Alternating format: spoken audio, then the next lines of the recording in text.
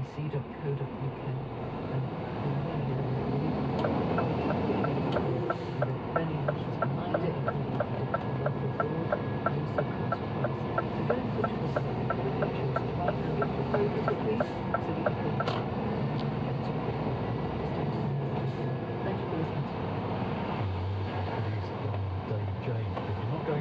But staying here, you'll need the weather with Louise Lee. Hi, Louise. Hi there. We've probably seen the best of this week's weather yesterday when we had a couple of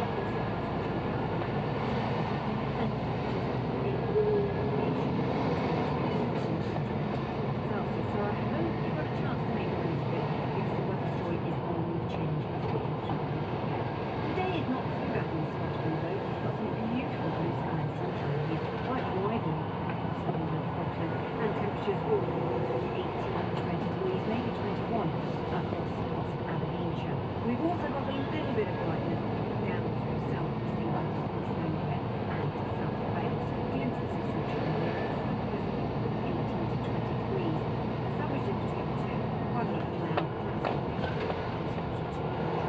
but the real change will start as we move into tomorrow. And that is because jet stream is noticing that a bit further south into push areas of low pressure in from the north, and two weather fronts on Tuesday will bring some showery outbreaks of rain. Now, as the weather front sinks its way south and east on Tuesday, by the end of the afternoon it'll be cutting across Northumbria down into the Lake District, and on the back edge of that we can really see a narrow band of heavy, sharp thundering downpours. That will sink its way south and east. Temperatures ahead of it in East Anglia and South East Anglia, perhaps peaking at around 21 degrees. That's where we'll see the best of the sunshine. But behind those weather fronts, there will almost nothing, and moving here, cooler story. To be breezy, there'll be scattered showers and temperatures dropping 12 to 15 degrees. And it's likely that we're going to continue with a similar story as we go into Wednesday and Thursday. Most of the showers in Scotland are in the line of cooler weather. Thanks, Louise. We'll hear what the politicians are talking about today in the world of wine in a moment. First, there is one thing this election campaign has been sorely lacking so far. Hello, with our much criticised election campaign. We at the Newsquiz thought it time to celebrate the fact that it is still clinging on to a podium spot in the top millenniums of the last 2024 years. Well done, everyone involved. Nonetheless, there are still a few things to work on. And over the new series of the Newsquiz, we will be seeing if the world can improve on what it gave us earlier this year. You can find out how it's on and my black and grey campus on the Newsquiz on the nights at 6:35 on BBC Sounds and Radio 4. Essential listening. This is BBC Radio 4 on 92 to 95 FM, on BBC Sounds and on Northampton.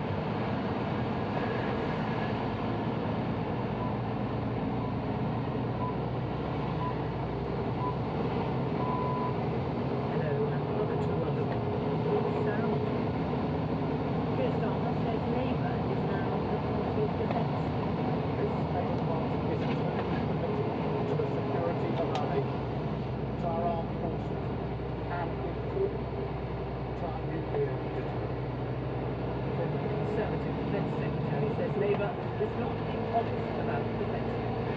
Are they just going to have people with pitchforks and tin guns, or are they going to do a proper investment?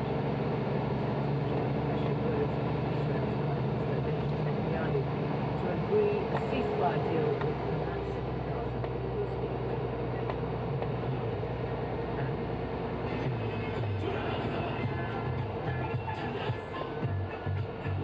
Nearly half of Britons now have a second source of income, a side hustle. We'll ask two part-time entrepreneurs for their secrets to success. The BBC News is read by Vicky Ellis.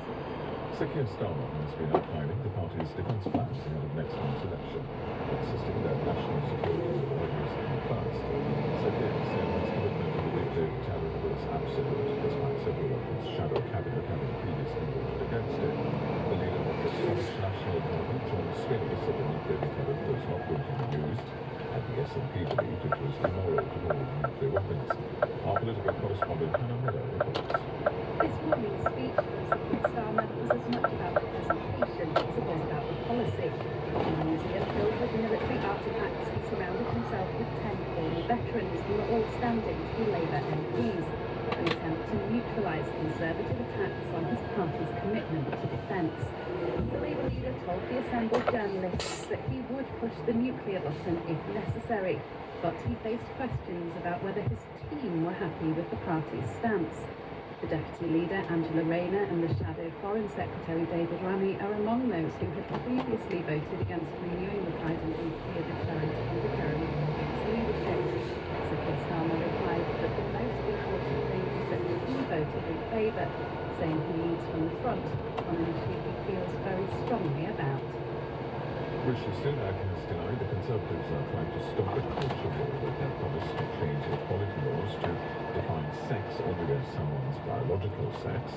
The Tories announced this morning they will make biological sex a protected characteristic if they won the election, making it easier for some organisations to prevent transgender women from using female-only spaces. From Westminster, here's Susan Hewitt. The Conservatives see questions of sex and gender as a useful dividing line between them and Labour. Rishi Sunak has repeatedly attacked Sir Keir Starmer, asking him whether he knows what a woman is. Now the Tories say they'll change the Equalities Act to make it clear that people's sex means the one they're born with and not a chosen gender. Kemi Badenoch said social changes had led to a lot of misinterpretation of the Act. But Labour has said there's no need to change the law because it already preserves single-sex spaces for biological women. The Lib Dem Deputy Leader Daisy Cooper called the policy a cynical distraction and an attempt to stoke up a phony culture war. Daisy Cooper says her party has a plan to end raw sewage dumping into rivers. The proposals, which will form part of its manifesto, include designating some sites as blue flag rivers to set legal binding targets to prevent the practice. In Benton, Oxfordshire, Ms. Cooper said raw sewage has been dumped into rivers and streams with impunity. The Welsh First Minister, Vaughan Gething, about a criminal investigation into a fund for a businessman whose company donated £200,000 to his leadership race.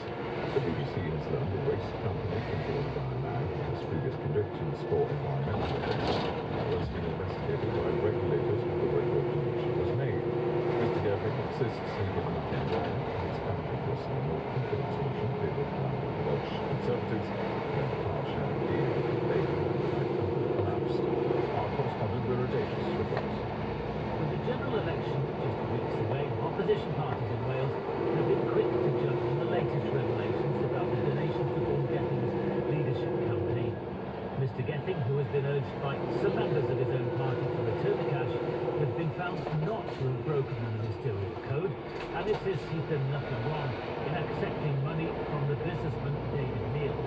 Asked about the BBC story that another of Mr. Neil's companies is currently being investigated by environmental regulators and was at the time of the donation, Mr. Gething suggested he was unaware of this. Both the Welsh Conservatives and Plaid Cymru, who say they'll vote against Mr. Gething in a no-confidence motion this week, said the latest developments showed poor judgment and raised questions about the First Minister's motives. Mr. Neil said he'd never requested or expected anything in return for the donations. Mexico has elected its first female president. Claudia Sheinbaum, who is a former energy scientist, secured a landslide victory, with election officials saying she won 60% of the vote. Ms. Sheinbaum said it was a victory not just for her, but for all women. From Mexico City, our correspondent Will Grant reports. Claudia Sheinbaum was one of the overwhelming memory of Mexicans, particularly among her followers at her patron party in capital city's main plaza. It was a moment of history after so many decades of male control of the country's highest office. For the first time in 200 years, women have reached the presidency, she told her supporters, to huge cheers. In a nation with such extreme levels of gender-based violence, in which some 11 women and girls are murdered every day, Ms. Sheinbaum's victory is considered a watershed moment, even by some of her critics. After initially appearing to claim victory, her main rival, Xochitl Galvez, who's also a woman, accepted defeat and congratulated the president-elect. The ceremony has marked the commencement of work to build the Rob Burrows Center for Motor Neuron Disease a day after the death of the former Bentley player.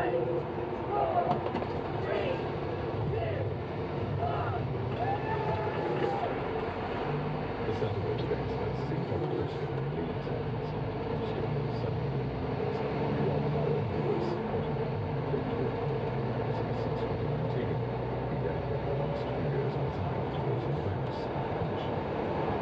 Visual thanks very much. One of the most important roles for the government is in the nation's defence. And as the world has become more dangerous, folks say that the matter is marginal. According to the polling company YouGov, defence and security is one of the few policy areas where the Conservatives still lead over Labour. 22% say they trust the government, 20% trust Labour more. Today, Labour is trying to close that gap. As an event recently claimed that Labour is now the party of defence, attacking the Conservatives for cutting the army to the smallest size since Napoleon. As he said that, behind him in the shop, with medals pinned to their chests, were 14 Labour candidates who'd served in the armed forces. With my changed Labour Party, national security will always come first.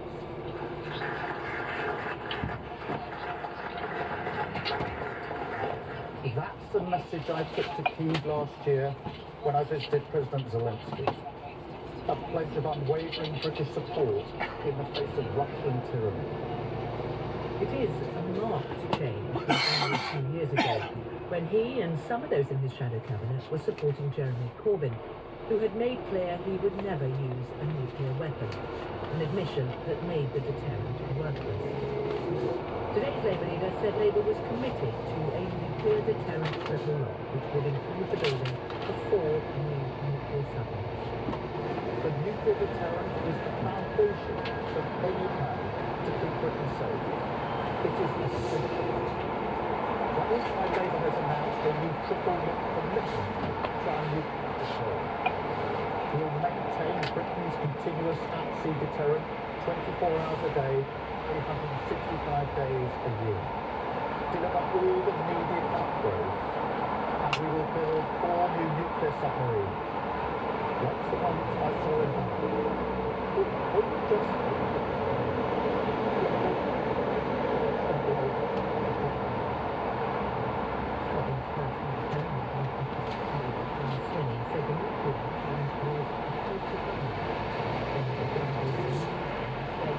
should be investing more in conventional defence resources that instead have been starved of resources. As for spending on defence, just over a month ago, the Conservatives committed to increase defence spending to 2.5% of national income.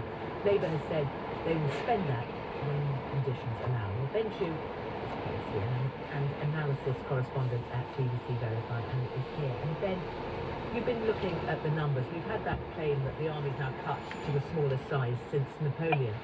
That has been partly deliberate, hasn't it, cutting the numbers? It has been. So yeah, we at Verify have been digging into these claims this morning. The most recent Ministry of Defence data for the first quarter of this year suggests that the number of people in the army, excluding reservists and Gurkhas, is around 75,000. This is down about 4,000 since the start of the Parliament. And we think that's roughly correct, that claim that this is the smallest since the Napoleonic Wars, although the records are a bit sketchy going back to the early 19th century, you can imagine. But if you include reservists, then maybe we're still ahead. But it's roughly right. This is historically a small size of armed forces in the UK. And one of the other things that Labour does say is that recruitment has been falling short of targets every year. We looked into that to verify as well, and it does seem to be correct, apart from 2021, it looks like they've missed targets every year. Although it should be said, the context of this is that the government did want to reduce the size of the armed forces. In the 2021 integrated review, they set a target of getting it down to 72,500 by next year. It looks like they may hit that early. So this isn't by accident, this is by strategy set out that they want to reduce the numbers in the armed forces. They may have got there a bit quicker because of the recruitment difficulties, but this is the direction of travel they want. It's an easy thing to point to, the numbers of bodies in the military. But there is, of course, a question about what size you want versus how much you want to spend on weapons.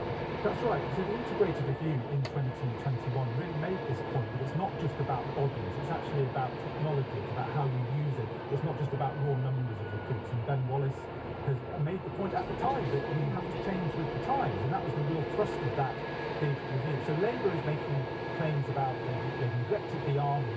But if Labour came in and did another integrated review, it's not obvious that they'd make different recommendations, actually. Okay, well, we'll tap into that in a moment. Just one more thought. Labour, of course, challenged, because it was only a few years ago, but some of those who are in the shadow cabinet today were voting very differently on Friday. That's right. David Lammy, who is the Shadow Foreign Secretary, and Angela Rayner, the Deputy Leader, voted not to renew Trident in 2016 on a free vote in the House of Commons. Although it should be said, Sarah, that actually Keir Starmer did not vote that way, and Labour, going into the 2019 election, was committed to the renewal of Trident, despite the independence of Jeremy Corbyn, the leader at the time. So Labour was still committed.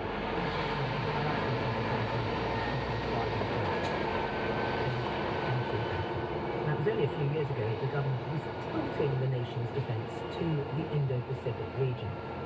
Since then, of course, Russia's launched a full-scale invasion of Ukraine. European countries are wondering if they could be next. NATO has expanded, and President Trump has shaken assumptions of what can be expected of allies, and that's all before we even mention Gaza and the Middle East. General Sir Richard Barrons is a former commander of Joint Forces Command, one of the 6 chiefs of staff leading the UK Armed Forces from 2013 to 2016. General Barrons, good afternoon. Good afternoon.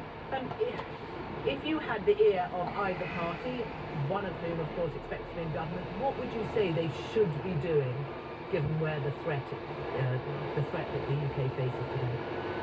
Well, I think the first thing, and it appears to be common ground, is to acknowledge that the comfortable post-Cold War era expired, probably about 2014, and it's right to identify we're more likely to be going to have a war, but we are more likely to be pre-war now, and we need to reset the armed forces from the condition they've ended up in at the end of the post-war era to be ready for whatever this much more challenging century delivers. And the second aspect of that is we now live in the digital age, so in resetting the armed forces, they're going to have to be modernised and transformed to be ready to fight war so that they deter in a way that the digital age will drive. Right. When you talk about being pre-war, do you think that the country should be moving to a war footing? So I think we right now need to recognise that as far as Russia is concerned, it sees itself at some sort of war with the West, and the fighting might be in Ukraine, but the confrontation in Russia's eyes is with us. So we're already in that difficult place, and we know just over the horizon is a deepening and possibly difficult conversation about the rise of China and what that means for the way the world works on a tableau that will be set by, amongst other things, the insecurity and instability caused by climate change. So we need to recognise that the sorts of armed forces you needed to do in Iraq or Afghanistan are going to be very different to the armed forces that we need to be ready, if necessary, to mobilise for what will feel like great power confrontation. Okay, so given the size of the army now, 72,500, is that big enough? Is it constituted in the right way? So you made the point earlier that just talking about the numbers of people in the army is a bit of a crude metric, because it's not just about the number of regulars, it's about the reserve and the readiness of both of those categories of people. But then you need equipment, modern equipment, and the army was largely capitalised in the 1990s. And then you need training, and the army is doing very little training now. And then you need support like ammunition and logistics, and the shelves are pretty bare. So we're going to have to address the revitalisation of the army and do the same for the Navy and the Air Force, although right now they have a small number of much better equipment. Right, so it's not about increasing the numbers, it's about increasing the support for the numbers we have. It's about making sure you have an army that is ready to fight and play its part as a key element of the collective defence within NATO. So it's a reset, it's a lot more than just that. Do we have that now? If there were a sort of sudden escalation that involved NATO requesting its members to take part in something, can the UK play its part? It can play some part, not least with a recently recapitalised Navy and an Air Force, but both of those services are small and quite fragile. They don't have the training or the ammunition or the spares to do war fight in the way that they need to. And the Army, everyone recognises, is currently in poor shape. There is some great thinking in the Army about what it needs to do, and after this election, in the next Parliament, whoever wins the election, they need to unlock that as part of restoring the armed forces. General Sir Richard Barrons, thank you very much. Conservative government, the nation was less safe and less secure. And then claimed that the Tories' own former Defence Secretary had said the government was ready to take defence seriously. Well, that Defence Secretary, from 2019 until last year, was Ben Wallace. I asked him about his own phrase that the military had been hollowed out. First of all, the main lesson of defence was honesty, because for decades, and Labour are today even twisting the words and not being particularly honest about it, I said both Labour and Conservative hollowed out defence for decades. What happened was governments didn't want to pay for defence. They wanted to pose in front of the red arrows and trim them a colour, and Tony Blair's government wanted to send the army to the Iraq War, but they didn't want to really pay for it properly.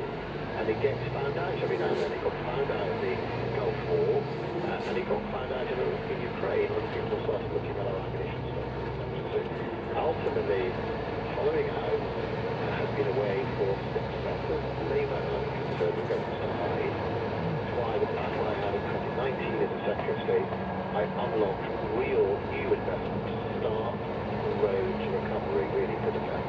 Right, and in the last Integrated Defence Review, 2021, you said we need to be driven by the threat, not by sentimentality. And that was part of what you set out of cutting the numbers in the army to 75,000. Do you regret that? Was it a mistake to allow the numbers to go so low, or do you think it's not about, it's actually the other bits of our defence? It's not about that. I don't regret it, because we weren't able to fund defence for the size of the army. And we have been like that since I served in the army in 1990, 91. That we had lots of, I used to call it top trumps defence. We had lots of figures on a page, but ships that couldn't go to sea, brigades that couldn't be moved. So my point is, it is much better to be a medium-sized military, but properly formed, with air defence, with electronic warfare, with the ability to actually move your brigades, than boast about numbers, whether that's number of frigates or number of soldiers, but not equip them properly. And I'll give you an example about why it's not always about the numbers. The AS-90-155 long-range artillery vehicle has a crew of 5 people. Right? Those are the ones we've gifted to Ukraine. It was the ones that when I was serving was our newest gun all those years ago. The next generation of a gun like that, which is more accurate and longer range, has a crew of 2. So you can be more lethal with 2 people than you can with 5. We'd all like bigger armed forces, but we have to be honest that you have to fund them properly. And Labour's pledge is, I think, to reverse the cuts, or it's now diluting that. Now the reason is, it's not just about the number. You'd have to give them housing, the right equipment, the right armoured vehicles. Are they just going to have people with pitchforks and tin pots, or are they going to do a proper investment? And that's the honesty that needs to be delivered. So with the honesty, and this applies for the Conservatives as well as Labour, you have said that actually it's 3% of national income that is required to be spent on defence, when the Conservatives are saying they'll spend 2.5%, we're currently at 2.3%, and Labour is saying they'll spend 2.5% when the conditions allow. The threat is rising towards the end of the decade, and I would suggest, as others have, that towards the end of the decade we should be spending 3% of GDP. However, to get there, you have to follow a progressive line. You can't just dollar billions of dollars or pounds to a department. You won't be able to spend it. You can't build a frigate in a year. Rishi Sunak has changed from economic conditions allow to we're going to do it. That's the question for Labour. I guarantee they'll be announcing something at some stage with more money for the education or NHS or whatever. But the threat is rising. So let's not play semantic games anymore. Are you going to increase funding?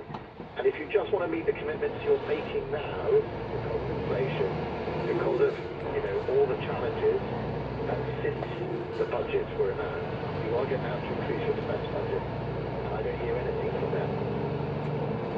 Ben Wallace talking to me this morning about Stephen Page, Labour's shadow minister of defence. afternoon. First off, on this question of the size of the army, would a Labour government increase the numbers from what they are now?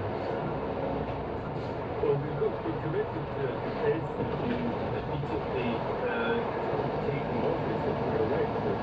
And we want to look at all the services and make sure that we actually arrange them in a way that best deals with the threats we currently face. I hope you increase in personnel, but I agree with Ben Wallace. It is also about ensuring we are properly equipped and we have the right technical abilities for the risks that we face. That's obviously true. There's also a big issue with retention, which needs almost as much attention as recruitment. Okay, but just to be clear, under a Labour government, there wouldn't necessarily be a larger size. Well, that depends what the review reveals. I mean, you've heard a very good description from the former Defence Secretary of the problems that currently exist. Right. Okay. So, I mean, so the Conservative Defence Secretary's got it right. Well, what he said is that the current arrangements aren't fit for purpose. That's what I heard him say. But he also said that he hasn't heard Labour suggest they're going to stump up any more money. And what Labour has said... Well, that's not true. We Well, have said what- we are committed to 2.5%. The only difference is that we've said that we'll do that when we can. We'll embark on it immediately. But we're Exactly. not going Well, to so throw a figure out of thin air, and we're not going to pretend you can do it by making civil servants redundant. Right, so you have said, Labour has said they will go to 2.5% when conditions allow. Now, to quote Paul Jobson of the IFS, who gets quoted a lot because he hallowed independent status here, he said that is a literally meaningless commitment, his words. Conditions, he said, will depend on, and he gives an example, whether you're going to do this on national insurance or, I mean, you, a Labour government, make the conditions allow. It's down to your priority. Well, I would say we intend to start with the review. It is our intention to increase defence spending. The last time it was 2.5% was under a Labour government. This government has cut defence spending, and it's questionable whether it's really at 2.3% now, because of course we added in pensions, which is not normally rapidly as part of how you calculate defence spending. Labour doesn't have such a great record. I mean, when you came into power, it was 2.7%, and then when you left power, it was 2.5%. I mean, every government has had an issue with wanting to use words mentioned earlier, stand in front of the red arrows, but not wanting to put the money into it. Well, I would say actually Labour does have a very good record on defence spending, and if you judge Labour governments in power, I mean, we're the party who were the architects of NATO. I don't think people need worry about Labour's commitment. The only issue is whether or not you're serious about doing this, or the government are simply plucking a figure out of thin air. And given their past behaviour over 14 years, it's hard to believe what we're saying. Thank you very much. And then we'll find out why more and more people are taking up side hustles on top of their full-time work. And from tomorrow up to polling day, an election journey with Jim Naughtie across the country, one that won't be governed by the party's day-to-day campaign plans that are so carefully framed. Jim will be on the road and off the grid. Thank you, Sarah. Yes, let me take you to places with a political story to tell. When you can sense how the past, electoral drama, individual story, and social upheaval casts light on the arguments we're hearing and the choices we're making. Over the next 4 weeks, I'll be, as you say, on the road, winding away from the deep south to the far north, and telling political stories a couple of times a week. But we hope, when we reach decision day, we'll have brought to life some of the memories and the forces that will shape that result. Stepping away from the daily policy jousting to get a different picture of the country, and not one painted by party leaders and their spin doctors. Happily, I'm off their grid. I'm in Somerset right now, about to head into North Devon. In its time, scene of one of the great political melodramas of modern times. More tomorrow. Right, Jane, thank you. Now, do get in touch with us. Social media, our hashtag is BBCWATO for Watto. Our email address, worldat1@bbc.co.uk. The White House says that the United States has every expectation that Israel will accept a ceasefire proposal in Gaza if Hamas takes the deal. The proposal, unveiled by President Biden on Friday, will see a 6-week cessation of hostilities, a surge of humanitarian aid, and the exchange of hostages for Palestinian prisoners before a permanent end to the war. Egypt said that Hamas has described it as positive. Israel's Prime Minister Netanyahu said the deal would not stop the war, but would lead to a temporary ceasefire to allow the release of Israeli hostages. Golden Colonel's director forward-thinking means a long experience of negotiating on Good afternoon, sir. Do you have every expectation that Israel will accept this? Well, I have hope it would, but being realistic and looking at the track record over the past 7 months, I doubt if much has changed, because on one hand we have Biden saying, well, war has to come to an end, but as you said, Netanyahu continuing saying that he is prepared, or he is intending to see the elimination of Hamas as his military goal, which he said at the beginning. So I think when you have that incompatibility of expectation, it's going to be very, very difficult to see how the proposal is going to be implemented. Right. I mean, we keep hearing about Itamar Ben-Gvir and Ben Smotrich as being willing to pull the plug on Netanyahu's cabinet. Are they the only problem? No, because I think, I've been in the Knesset a few times since this war began, and what surprised me was how Netanyahu has open support across the political factions for his moorings. And I think there are people within his own party who would be of a similar mindset to Smotrich and Ben-Gvir. So, I think if they do pull out, the PWP has already said he will give support, but I think it's much more complicated than that. And what to you is the particular obstacle that is stopping the movement? it is Netanyahu's own future. At the beginning of this war, we heard it said that when the war ends, that some of the people in the cabinet will resign, taking responsibility for the lapse of the security that led to the atrocities on October the 7th. His premiership is very much on the line. So, in the sense, it's not in his political interests, I think, to rush into this agreement.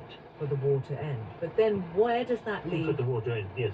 Where does that leave the United States? Because they're talking, obviously, increasing pressure.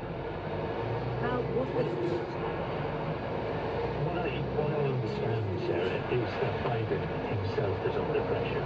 And I think it's an indication for him to go so public without having guaranteed a positive response from Netanyahu, that he's addressing his own constituency, as it were.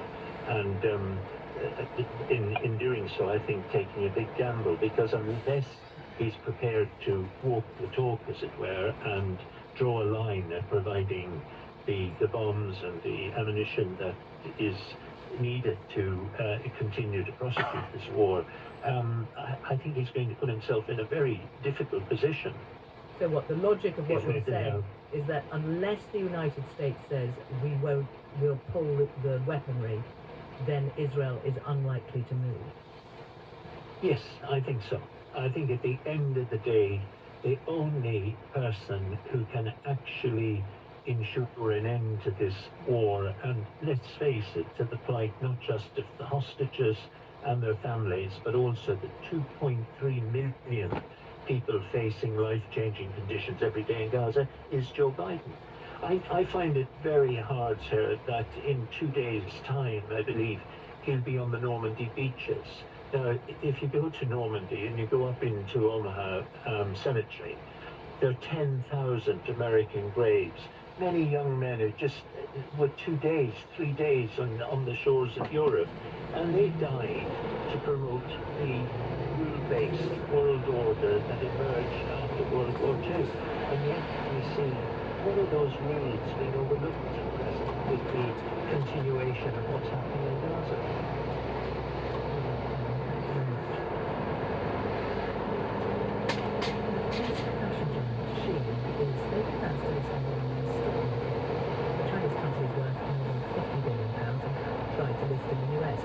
Away over concerns about its links to the Chinese government, as it faces severe criticism over its environmental practices. Simon Jack is our business editor and is here in the studio. Simon, tell us about Shein and what they're up to. Shein. Oh, sorry. Shein. Fast food is just fast food, fast fashion, as you say. It sells more and is probably worth more than H&M and Zara put together. So it's a giant company. As you say, it was going to list in New York, but regulators and politicians there were pretty uncomfortable with its potential links to Beijing. It was founded in Nanjing in 2008. It is headed by a Chinese-born American former banker called Donald Tang, and he has been looking much more favourably at London, having been rebuffed by New York. We know that he's met the Chancellor, Jeremy Hunt, which he met earlier this year. He's also met the Shadow Business Secretary, Jonathan Reynolds, Chris Bryant, Sarah Jones, who's Jonathan Reynolds number 2. And I understand that today is the intention to file a document they would need ahead of listing their shares on the London Stock Exchange. It's a confidential filing. It doesn't mean it's definitely going to happen, but you can't do it without it. And if you put it all together, a lot of people saying this is the clearest evidence yet that they're thinking of forging. You just painted a picture there that they'd be welcomed with open arms. So why is London happy to have them if New York is? Well, it will be controversial because, some people will say, why do you want New York rejects? And obviously there are question marks over their labour practices, whether they use child labour or what have you. There's question marks over their sustainability. Fast fashion is obviously been a dog in recent years. But in terms of a major, big, huge world company listing on the stock exchange, when so many other companies have decided to leave or be taken private, it is a massive boost for the London Stock Exchange. And it sounds like these conversations with politicians are designed to make everyone comfortable with the fact that they've got their eye on the ball. They've just launched a new kind of used clothes thing, which they hope will sort of diffuse some of the fast fashion element of it.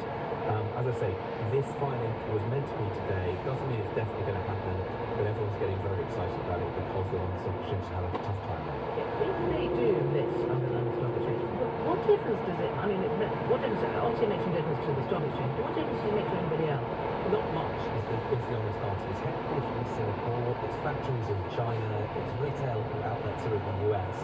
But that doesn't matter. But lots of our biggest companies that are listed on the stock exchange do almost no business here. Look at Shell, 5%. But it doesn't bring inward investment in. Well, it does a little bit, because when companies list here, it's not just the listings, the shares are traded here.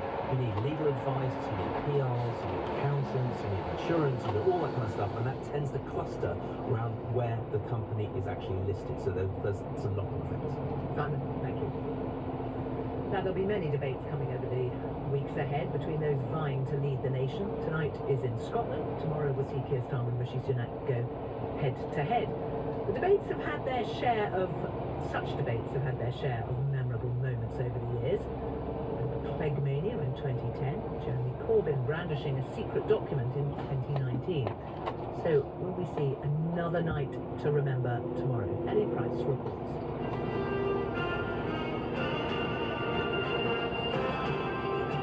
It's a theme tune you almost certainly don't remember, but you may have watched the debate. You made up your mind yet?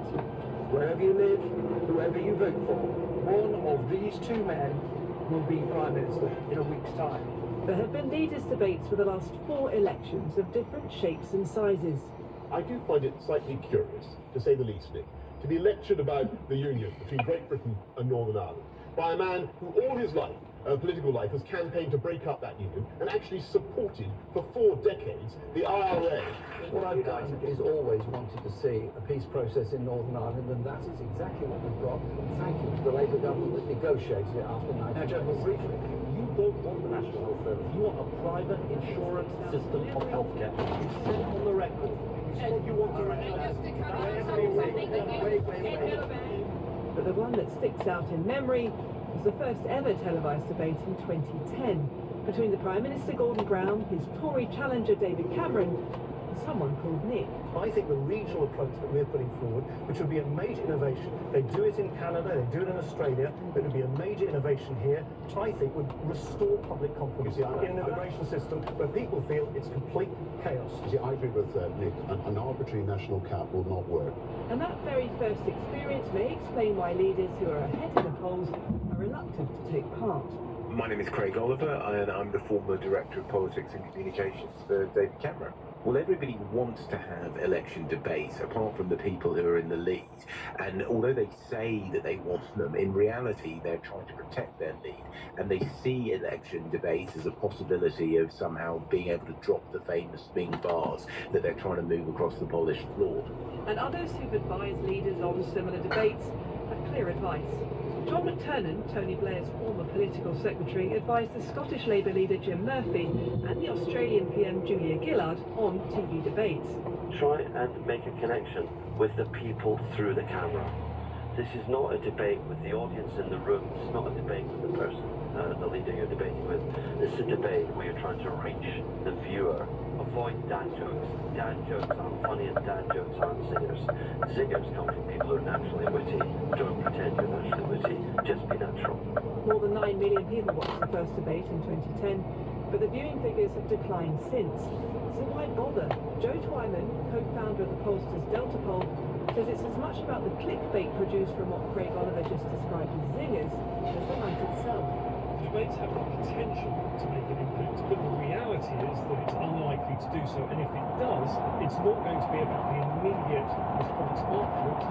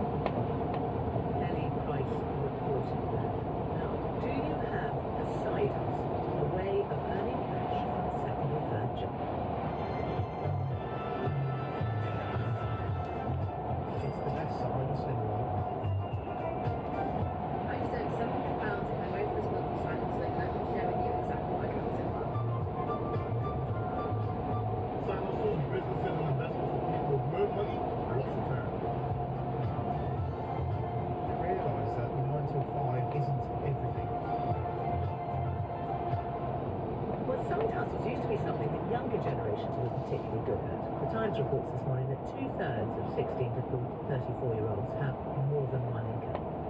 But it's also now the case that nearly half the population have a second income. So how do you make it work? Harris Miles is a full-time mum who has a side hustle making jewellery out of recycled beer cans. Sid Ashbury, she works full-time in PR and runs a business upcycling vintage clothing. And both join us. Good afternoon. Hi there. Lynn. Sid, you kick us off. What is it that you do? Thanks so much for having me on, Sarah. Pleased to be here. So my side hustle is called Sid's Line. It's a sustainable fashion brand which recycles repurposed materials and remakes them into something new. You could say taking the pre-loved and making it re-loved. But just to be clear, Sid, you've got a full-time job, haven't you? Yeah, I work full-time in PR and then do this after work and on the weekends. I sell at markets across the UK and I've sold at repurpose thousands of vintage jeans into new items. Wow. Can I ask how much you make from it, or is that rude? Or at least how much it is relative to your main salary? It's really nice to have little bit of extra pocket money on the side to go and see friends on the weekend. This kind of try. So I basically put all the profits back into the business and want to kind of educate people on the dangers of fast fashion and how we can use the power of our wallets for good. And so if I'm kind of helping people change their consumer behaviour, then that's a success. That's a bonus too. All right, Yeah. Karis, what about you? What are you doing? Hi there. We make earrings from upcycled beer cans and other items of jewellery as well, which I started doing when I noticed how pretty the beer cans were. And rather than kind of throw them straight into recycling, it was just a really creative idea, but has been so well received. What? So you started selling? Yeah, I started selling 5 years ago. It was just a little bit of a creative outlet, but as well I do markets quite locally to me in Essex, and then started doing craft beer festivals. So the brewers who make the beer and the people who've drunk the beer really like seeing those patterns made into jewellery. Okay, and you're making money out of it? Yeah, not loads, but a bit of an income. And whilst I'm a full-time mum at the moment, both the kids are moving up to school and bigger school in September, so I might have a bit more time on my hands, and it's something that I can kind of scale up. I've got more outlets coming on board, and I can just attend more events. Okay, I mean, what's your advice to somebody who's thinking, I've got this job, I'm a bit bored, there's something I like doing, and maybe I can get a second income? I mean, it was certainly a leap. I don't gain the income that I did when I used to work before, but it's something that I really, really enjoy, and that makes me want to keep going. I think if you're not enjoying your work, it can be very hard to keep at it, and mine's become a business from a hobby, and I still love doing it. So it's the passion that keeps me going. Sid, what about you? I'm exactly the same. I'm super passionate about what I do in my full-time job, and doing my side hustle is just an extra thing to do, you know, on the weekends and after work. So it's definitely something that keeps me moving, keeps me focused, and I'm really passionate about it, yeah. Do you think, can I just ask, do you call it or think of it as a side hustle? I'd probably say it's more of a hobby, but I just slightly monetised it. So for me, it's something that I'd be doing anyway. It's very creative. I used to do lots of hand painting on t-shirts and giving them away to friends, and now I'm repurposing jeans into bucket hats and handbags. So it's just another creative outlet, really. Very clever. Sid Ashbury, Karis Miles, thank you both very much. Just one headline before we go. The Labour leader, Sir Keir Starmer, has been outlining the party's defence plans ahead of next month's election. He said his commitment to the nuclear deterrent was absolute, despite some of his shadow cabinet having previously voted against it. PM will be here at 5:11. I'm Sarah Montague, and that's The World at 1:45. Studio direction was by Matt Cadman, the editor was Penny Ayres. Now on BBC Radio 4, the next instalment of our new series, Thief at the British Museum, with Katie Razzle. Imagining so many rare and valuable objects in your possession, under the gaze of curators, world experts, security personnel and cameras, posted in the storerooms, and failing to spot that more than 1,500 objects worth millions of pounds have simply disappeared, stolen, and possibly by a single thief. That has happened at the British Museum. It's August 2023, 2.5 years since antiquities dealer Itai Gradel first emailed the museum with his suspicions about a thief, and 8 months since the police launched its own investigation. Up to now, due to Itai's loyalty and a request from the police to wait, the hunt for the thief has taken place in complete secrecy. Now, it's finally out. A member of staff, we're told, has been dismissed, and the Metropolitan Police are investigating. More on that as and when we get it. Details are sketchy, but news of the thefts triggers a scramble to identify the staff member who's been sacked. It's the next day when Peter Higgs's name appears all over the headlines. But he hasn't been arrested, let alone charged with a crime. and he's denying everything. The son of the man who lost his job at the British Museum says his father's name has been completely dragged through the mud. Itai is feeling mixed emotions. He's relieved that the news is public, but he's incensed about the way the museum appears to be spinning the story. The press release presented this as if the museum had reacted appropriately and immediately, and that frankly made me furious because I knew that was not the case. He's so furious, he decides to break his silence and reaches out to the media, which is why, one night, a few days after the revelations, as I'm working late in the basement of the BBC's broadcasting house, I get a call. It's our first ever conversation. He tells me his story. Screenshots, receipts, photos. He sends me his correspondence with the museum.